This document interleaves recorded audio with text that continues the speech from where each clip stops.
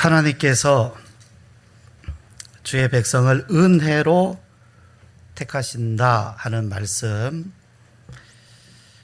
그런데 왜 사람의 행위로는 안 되는가? 이제 지난 주일에 이어서 이 말씀을 드리려고 합니다. 그런데요, 하나님의 은혜가 무엇인지 아는가라는 질문을 먼저 던져야 됩니다. 하나님의 은혜가 무엇인지 알면 사실은 왜 사람의 행위로 안 되는지는 그냥 알게 돼 있습니다. 이건 사람의 은혜로 정말 안 되는 거구나, 안 될 수밖에 없구나 하는 것을 자동으로 압니다. 굳이 설명할 필요가 없죠. 그런데 또 성경은 친절하게도 왜 사람의 행위로는 안 되는가? 왜냐하면 여전히 이 행위로 의롭다함을 얻으려는 사람들, 그 행위의 문을 두드리는 사람들이 많이 있기 때문에 성경은 왜 행위로 안 되는지에 대해서도 우리들에게 친절하게 말씀해 주고 있습니다. 그러면 우리는 과연 하나님의 은혜를 아는가? 보통 일반 사람들보다 교회를 다니는 사람들이 은혜라는 말을 더 많이 씁니다. 은혜다, 은혜롭다, 은혜 받았다, 은혜 충만하게 해주옵소서, 은혜 하는데, 나는 또 여러분은 정말 하나님께서 주시려고 하시는 그 은혜를 아느냐라는 거죠. 아느냐. 정말 그 은혜를 아느냐. 네. 내가 그 은혜를 알아야 되겠고, 그리고 그 은혜를 깨달아야 되겠고, 더 중요한 것은 그 은혜를 믿어야 되고요, 그 은혜 안에 살아야 됩니다. 그런데 여러분, 이 지식은 사실 지식을 배우는 데는 오랜 시간이 걸리지 않아요. 솔직히 말해서 우리가 하나님의 말씀 성경도 그냥 일주일에 한 번 듣고 또 지나가고, 일주일에 한 번 듣고 또 시간 흘러가고 이러니까 들었던 말씀 또 잊어먹고 또 잊어먹고 자꾸 이래서 반복을 하게 됩니다만은, 예를 들어서 일주일이든 한 달이든 집중해서 말씀을 배운다고 하면 우리는 성경에 깊이 있는 말씀, 굉장히 많은 말씀들을 새롭게 배우게 돼요. 그렇구나. 이게 그런 말씀이구나. 집중하면 한 달이면 이거 못 배우겠습니까? 그런데 문제는 뭐냐 하면, 문제는 내가 그 말씀을 아는 것과 그 말씀 안에서, 은혜 안에서 사는 것은 차원이 다른 거죠. 다시 말씀드려서, 우리가 어디를 가기 위해서 내비게이션 검색을 합니다. 그럼 내비게이션이 어디로 가라고 쫙 자동으로 나오잖아요. 그럼 내비게이션으로 검색하는 것은 몇 분 안 걸리죠. 금방 검색합니다. 어디로 가야 될지 다 압니다. 이쪽 고속도로 타고 이쪽 국도를 타라는 거구나. 그러나 그 내비게이션이 안내하는 것을 따라서 그 길로 가는 데는 그건 몇 분 안에 안 되죠. 그건 일일이 한 걸음 한 걸음, 1m씩 1m씩 1m씩 그렇게 가야만 도착을 하게 되는 겁니다. 하나님의 말씀도 이와 같습니다. 하나님의 말씀을 배우는 것은 단 몇 시간이든 며칠이든 작정하고 배우면 많은 부분을 배울 수 있어요. 물론 100% 완전하게 할 수는 있다고 할 수는 없겠지만 그래도 많이 이해할 수 있어요. 그런데 이해한다고 해서 그 말씀이 내 거냐? 그 말씀을 내가 믿고 있는 거냐?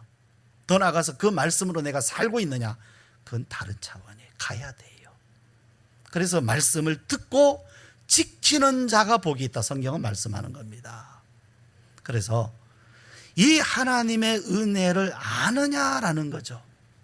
첫 번째는 이해합니까? 하나님의 은혜가 무엇인지 이해합니까? 더 나아가서 그 은혜 안에서 그 은혜를 맛보면서 살고 있습니까? 그 은혜로 맛보며 살고 있습니까? 성경은 이걸 질문하는 것입니다. 그 은혜를 아느냐? 그렇다고 하면 교회의 사명은 이 은혜를 바르게 가르치는 거예요. 이 은혜를 사람들에게 바르게 가르치고 전파할 사명이 교회에 있어요. 그러면 이 말씀을, 이 은혜를 말하는 사람, 가르치는 사람, 전파하는 사람 자신이 이 은혜를 아는 사람이고 맛보는 사람이어야 됩니다. 그리고 그 안에 사는 사람이어야 돼요. 그래야 말해줄 수 있어요. 말하자면 여러분, 그 광진구청 앞에, 제가 광고하는 건 아니지만 광진구청 맞은편에 가면 그 찐빵, 그 만두집이 하나 있어요. 지금도 아마 있을 겁니다. 그런데 그 만두 하나가 1,000원인가 밖에 안 해요. 그런데 그 만두 하나만 먹으면 한 끼 식사가 해결될 만큼 굉장히 양이 많으면서도 맛있어요. 예, 김치 만두보다는 고기 만두가 더 맛있습니다. 제가 그 만두를 먹어봤기 때문에 담대하게 여러분에게 전할 수 있어요. 제가 그것을 먹어보지 않았다면, 먹어보기 전까지는 말하기가 참 어렵습니다. 정말 그런가 의심할 수밖에 없죠. 광고한 거 아니에요, 여러분. 그러면 교회는 이 은혜를 바르게 가르칠 사명이 있는 것이에요. 교회가 만약에 이것을 잘못 가르쳤다면 문제입니다. 그건 하나님 앞에 범죄한 거예요. 그리고 배운 사람들도 바르게 들었느냐라는 거죠. 바른 말씀을 바르게 배워서 바른 진리를 따라 신앙을 하고 있느냐, 아니면 내가 듣고 싶은 건 듣고 별로 듣고 싶지 않은 것은 귀담아 듣지 않았다고 하면, 교회는 바르게 가르쳤는데도 불구하고 듣는 사람이 그걸 제대로 듣지 않았다면 듣는 사람에게도 책임이 있는 거예요. 여러분, 은혜란 무엇입니까? 일반적인 개념에서 은혜라고 하는 것은 내가 갚을 수 없는 빚을 졌는데 내가 그걸 갚을 수가 없어요. 그런데 그것을 탕감받는 겁니다. 반을 탕감받는 것도 아니고 90% 탕감받는 것도 아니고 100% 전부 다 탕감받는 것을 은혜라고 합니다. 나는 갚을 수가 없어요. 그런데 탕감받는 거예요. 또 은혜란 무엇입니까? 세상에서 가장 귀한 선물인데 나는 그것을 가질 수 있는, 받을 수 있는 자격이 없어요. 그런데 그것을 값없이 얻는 것입니다. 값없이 주시는 것이고 값없이 받는 것, 그것이 은혜예요. 자, 여러분, 하나님은 우리에게 은혜를 주시는 하나님이십니다. 하나님이 우리에게 은혜로 주신다고 하면 우리는 자격이 없어도 그것을 우리는 하나님 앞에 구해야 하는 것이 순종이고, 하나님은 기쁨으로 그것을 우리에게 주시는 것이 은혜입니다. 그래서 여러분, 이런 말이 있잖아요. 성경에도 있잖아요. 입을 크게 벌려라, 그러면 내가 채우리라. 할렐루야. 아멘 안 하세요? 입을 크게 벌려라, 기왕이면 입을 크게 벌려라, 내가 채우리라. 성경에 있어요. 그런데 제가 찾아보니까 대한민국에서 집값이 가장 비싸다는 집이 서초동에 있는 트라움하우스 아세요? 121평, 분양가 54억 4천, 현재 매매가 100억. 자, 하나님께서 은혜로 주신다고 했으니까, 자격 없는 사람에게도 은혜로 주신다고 했으니까 나는 지금부터 은혜를 구해야 되겠다. 하나님, 트라움하우스 내게 주시옵소서.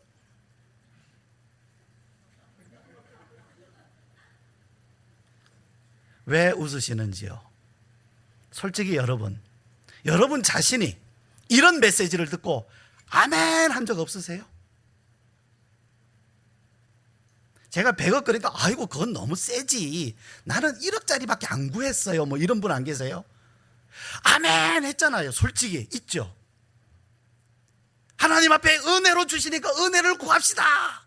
트라움하우스까지는 못 돼도 뭐 예를 들어서 뭐 저기 강변역에 있는 어떤 거 구합시다. 할렐루야, 아멘. 주실 줄 믿습니다. 입을 크게 벌려라 했으니까 기왕이면 입을 크게 벌립시다. 할렐루야, 아멘. 이것이 한국교회입니다. 다는 아니에요. 물론 그런 사람들이 일부 있었는데 거기에 몰려다닌 사람들이 조금 많았어요. 맞죠?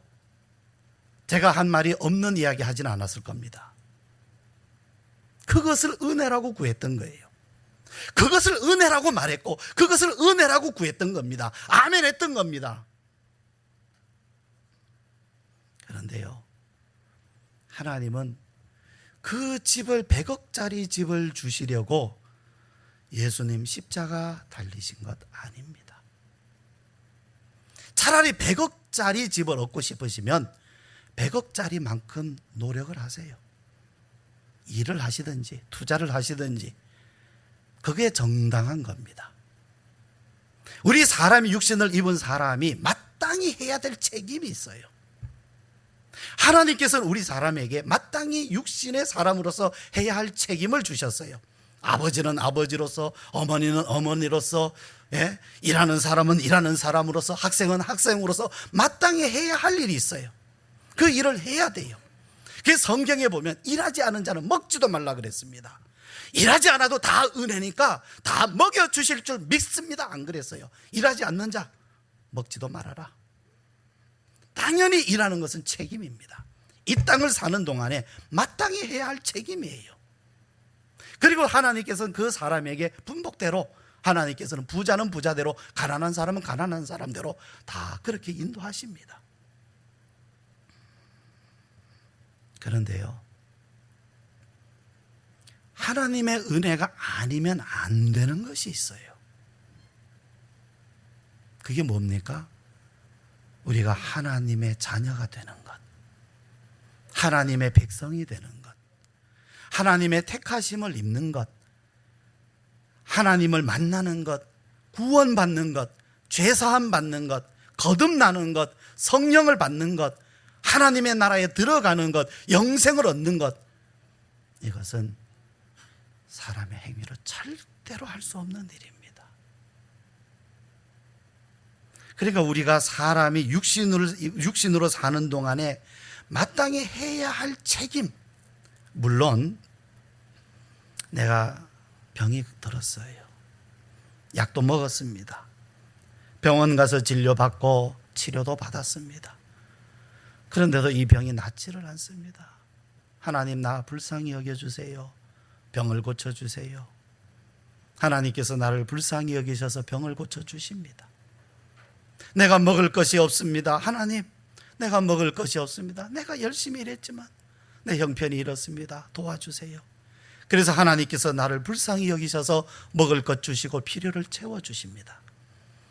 이것이 다 하나님의 은혜입니다. 은혜는 맞습니다. 그러나 우리가 육신의 사람으로서 마땅한 책임을 해야 합니다. 하나님께서 우리가 육신의 사람으로서 마땅히 해야 할 책임까지 다 필요 없다, 은혜로 되는 거다, 이렇게 말씀하지 않습니다. 마땅한 책임이 있어요. 그러나 사람이 할 수 없는 것, 구원 얻는 것, 하나님의 자녀가 되는 것, 죄사함 받는 것, 영생 얻는 것은 전적인 하나님의 은혜로만 되는 것이지, 그것은 사람의 행위에 따라서 되는 것이 아니라고 성경이 말씀하고 있습니다. 그러면 이제 우리가 왜 하나님은 이렇게 우리가 하나님의 택하심을 받고 또 하나님의 은혜를 입는 것이 왜 행위로 되지 않는가? 자, 엘리야가요, 아합의 핍박 가운데에서 혼자 남았습니다. 하나님, 저 아합과 이세벨, 아합의 부인이 이세벨입니다. 아합과 이세벨이 하나님의 선지자들을 다 죽이고 이제 나만 남았습니다. 이제는 내 목숨까지도 죽이려고 합니다. 찾아서 죽이려고 합니다. 그가 도망을 갔어요. 목숨을 부지하기 위해서 도망을 갑니다.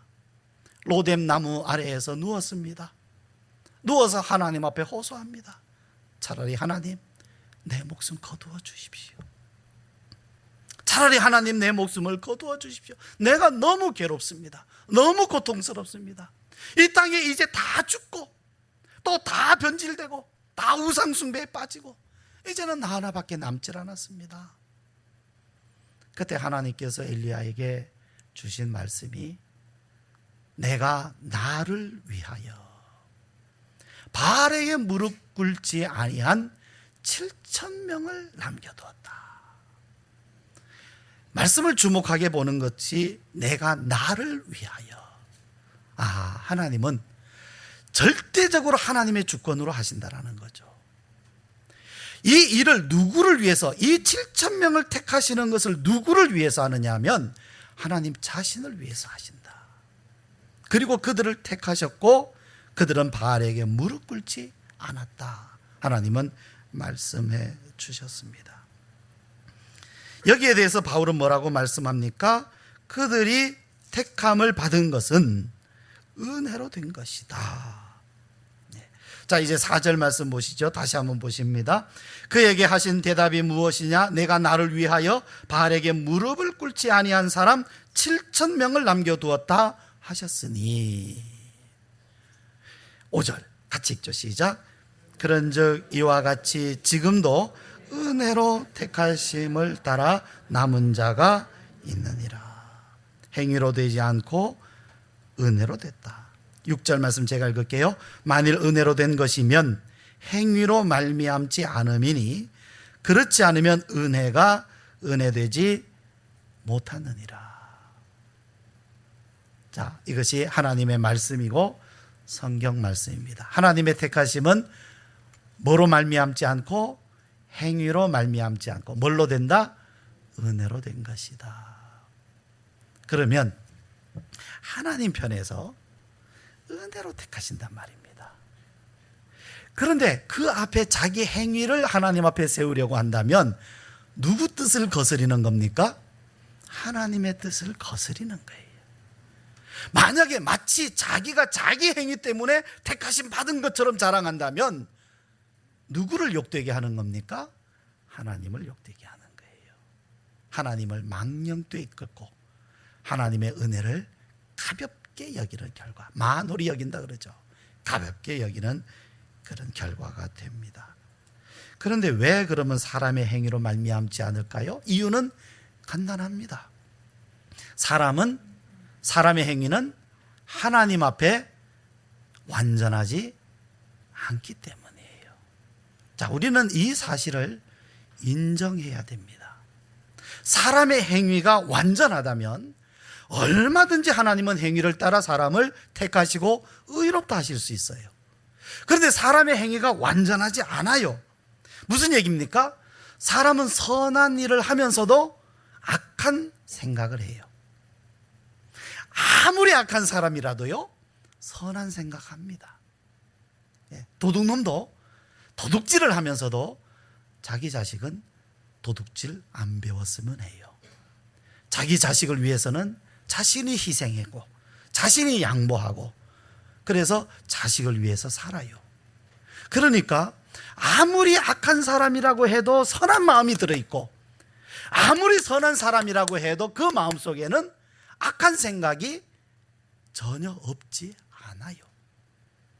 말하자면 이런 것 있잖아요. 나는 선한 일을 참 많이 해요. 그럼 그것으로 만족해야 되잖아요. 만족할 수 있잖아요. 그런데 문제가 생겨요. 왜 너는 안 해? 라는 생각이 들어요. 왜 나는 착한 일 하는데 너는 안 하니? 왜 다른 사람은 안 할까? 벌써 우쭐하게 되는 거죠. 벌써 교만하게 되는 거죠. 다른 사람과 비교를 하는 거죠. 한번 따라해 봅시다. 나는 하는데 너는 왜 안 하니?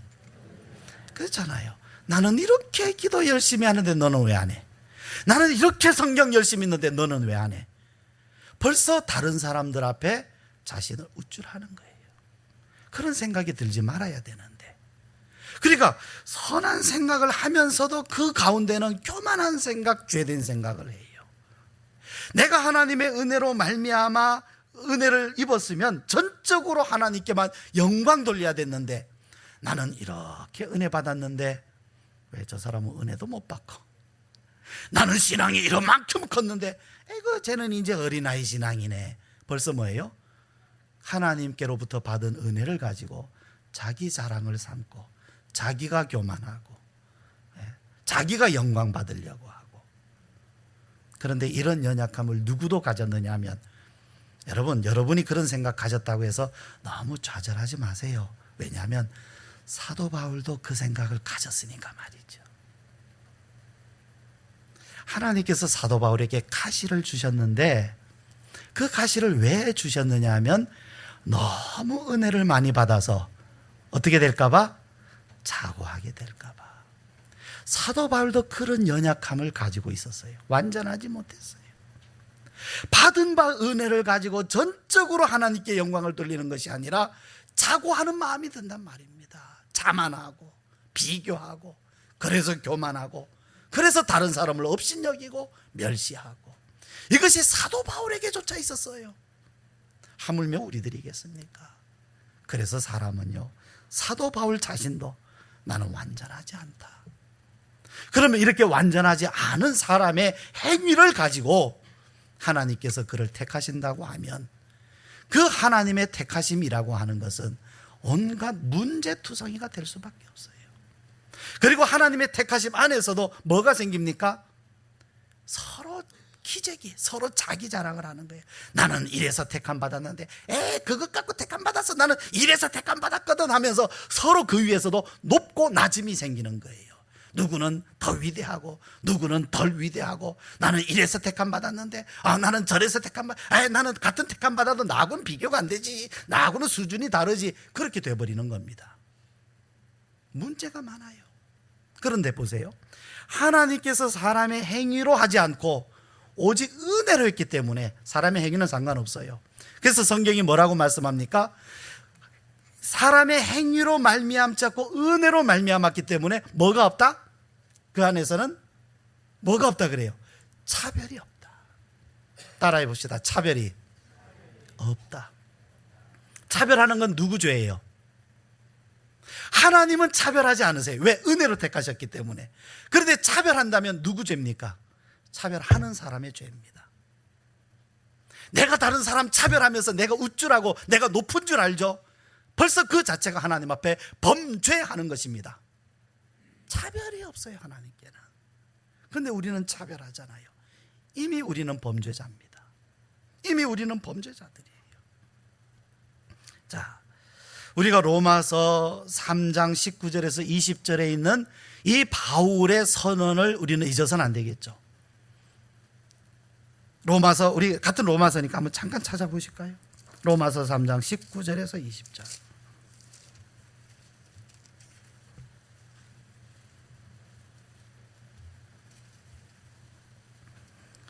자, 제가 읽어드릴게요. 우리가 알거니와 무릇 율법이 말하는 바는 율법 아래에 있는 자들에게 말하는 것이니, 이는 모든 입을 막고 온 세상으로 하나님의 심판 아래에 있게 하려 함이라. 그러므로 율법의 행위로 그의 앞에 의롭다 하심을 얻을 육체가 없나니 율법으로는 죄를 깨달음이니라. 이렇게 생각하시면 돼요. 율법은 하나님의 기준입니다. 이 하나님의 기준 앞에 의롭다 하심을, 완전히 그 율법의 기준에 도달할 수 있는 사람이 한 사람도 없다, 이런 말씀입니다. 한 사람도 없다. 사람의 행위는 완전하지 못합니다. 그런데 이것이 하나님의 뜻입니다. 사람의 행위가 완전하지 못하다고 해서 하나님의 은혜에 문제가 생깁니까? 자, 이제 여러분 한번 보십시오. 하나님께서 사람을 창조하실 때 피조물로 만드셨어요. 사람을 완전한 존재로 만드시지 않았습니다. 그러면 아담과 하와가 에덴 동산에 있을 때 그들이 범죄하기 전이라 할지라도 그들은 완전할까요? 불완전할까요? 불완전했어요. 완전한 존재가 아니었어요. 완전한 존재가 아니니까 유혹을 받으니까 어떻게 됩니까? 홀딱 넘어갔습니다. 완전하지 않았다는 얘기예요. 완전했다면 유혹을 이기지요. 그런데 하나님은요, 사람을 불완전한 존재로 만드셨어요. 왜요? 사람이 자기 스스로가 아니라 하나님의 은혜 안에서만 존재할 수 있는, 하나님의 은혜 안에서만 완전할 수 있도록 하나님의 은혜가 반드시 필요한 존재로 하나님은 사람을 그렇게 만드신 겁니다. 하나님의 은혜가 아니면 안 되도록 만드신 거예요. 그것이 하나님의 뜻입니다. 그래서 아담과 하와가 선악과를 먹기 전 그들은 불완전했음에도 불구하고 하나님의 은혜 안에서 그들은 전혀 문제가 없었어요. 불완전해도 하나님의 은혜가 그들의 삶을, 그들의 모든 행위를 은혜로 보존했습니다. 그게 전혀 문제가 되지 않았어요. 그런데 언제부터 문제가 됐습니까? 그 하나님의 은혜를 뛰쳐나가는 데서부터 문제가 생겼어요.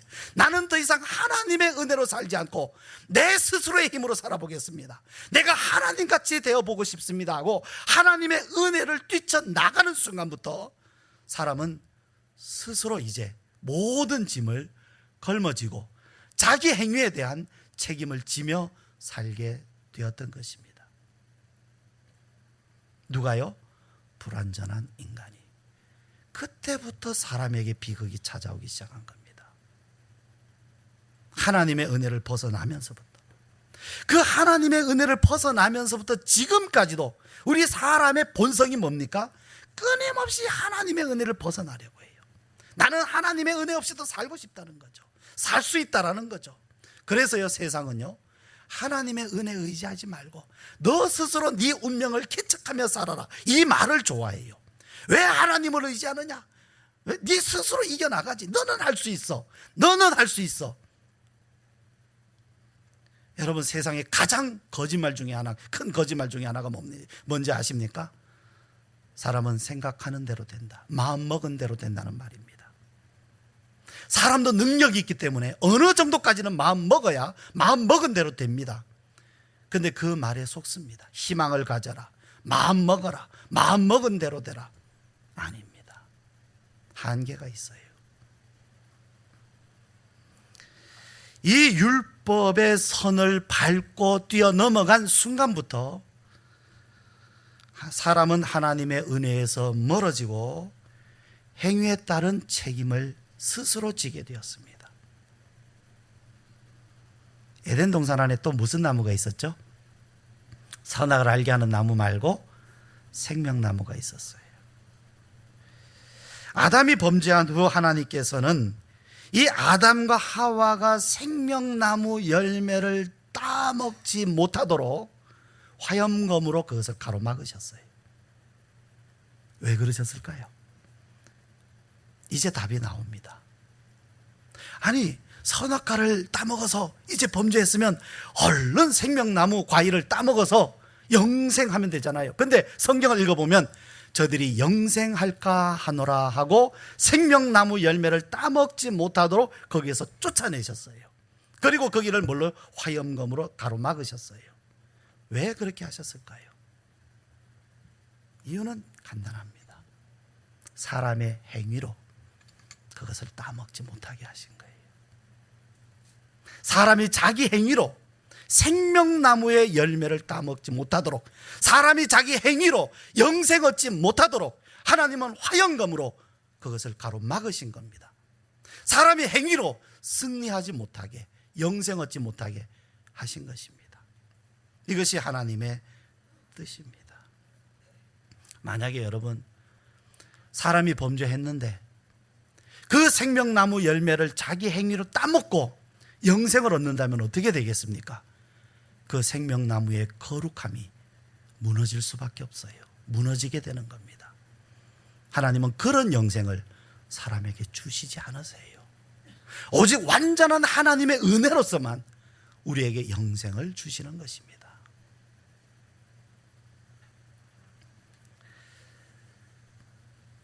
그런데요, 여기 이제 말씀을 우리가 다시 본문으로 돌아가서 보면 7절 말씀,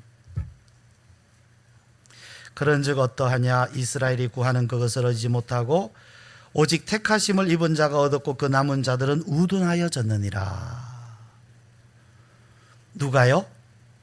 행위로 의롭다함을 얻으려 하는 사람들은 오히려 우둔하게 된다. 또 8절 말씀, 기록된 바 하나님이 오늘까지 그들에게 혼미한 심령과 보지 못할 눈과 듣지 못할 귀를 주셨다 함과 같으니라. 누가 그렇게 됩니까? 행위로 의롭다함을 얻으려고 한 이스라엘 백성들. 그러니까 사람이 하나님의 은혜를 구하고 은혜를 찾고 또 그 은혜로 나아가면 나아가는 만큼 하나님께서는 깨닫는 마음을 주시는 것이고, 그 반대로 자기 스스로를 자기가 세우고 자기 의를 가지고 자기 행위를 가지고 하나님 앞에 나아가려고 하는 사람은 하나님은 계속해서 그를 어리석게 만들고 우둔하게 만들고 깨닫지 못하게 만들어요. 그러니까 오히려 나는 똑똑해, 나는 알아, 나는 지식이 있어 하는 사람일수록 더 은혜를 모릅니다. 하나님, 나는 정말 하나님의 은혜를 모릅니다. 내가 이것을 깨닫지를 못합니다. 나를 불쌍히 여겨 주십시오 하고 그 우둔함을 고백하고 나가는 사람에게는 오히려 하나님께서는 그것을 깨닫게 하시고요, 내가 이것을 다 살펴봤고 내가 이걸 다 연구해봐서 나는 성경을 줄줄줄 다 깨달아 아는데 내가 보니까 이건 이런 거야, 나는 다 알아 할수록 오히려 하나님께서는 그것을 알지 못하게 하셨다 하는 그런 말씀인 것입니다. 그러면 하나 더 우리가 질문을 가지게 되죠. 그러면 하나님께서 은혜로 하시는 것이라면 그러면 행위는 다 필요 없는 것이네요. 그렇습니까? 자, 이제 이건 다 은혜로 되는 것이니까 우리는 이제 마음대로 살아도 되겠구나. 아무렇게나 해도 되네. 왜? 이거는 뭐 다 은혜로 되는 것이 사람 행위는 전혀 필요 없는 것 아니냐. 그렇습니까? 아닙니까? 왜 아닙니까? 은혜잖아요. 그런데 여러분 본문 말씀에 뭐라고 돼 있어요? 은혜로 택하심을 받은 사람들은 어떻게 됐다 그랬어요?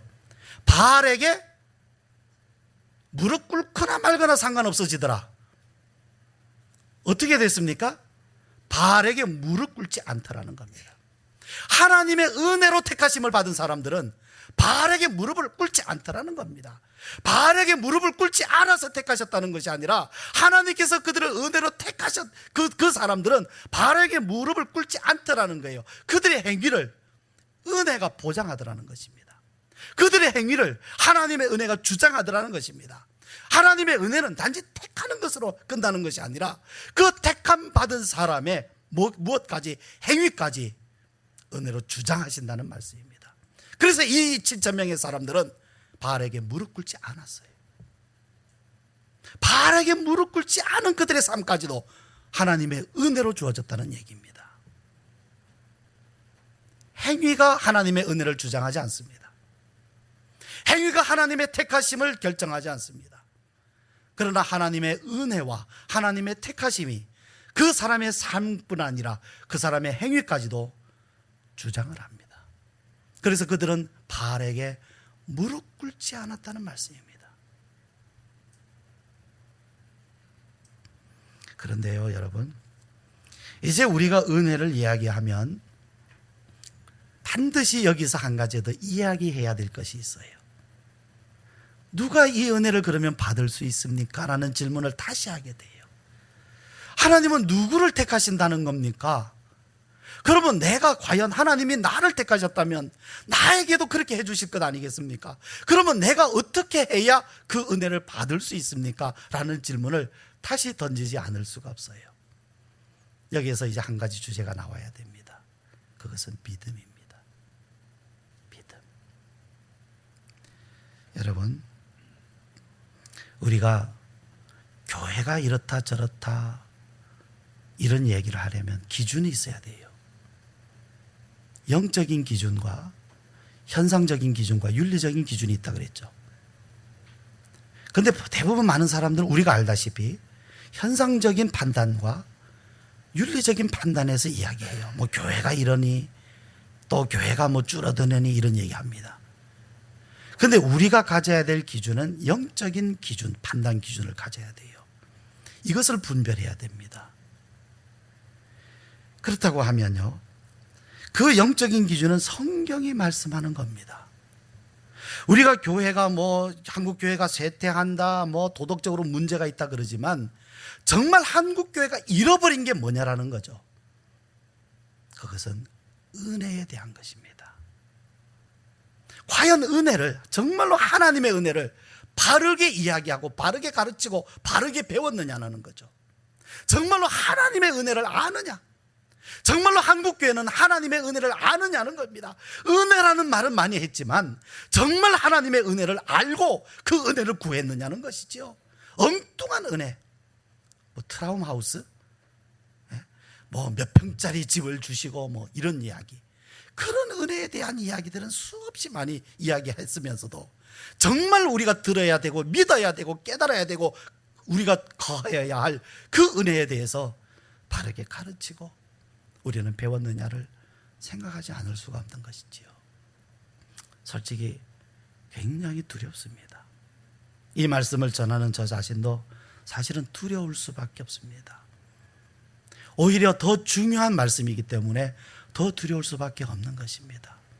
여러분, 우리가 이 말씀 계속 두려운 마음으로 같이 이 말씀 읽어갑시다.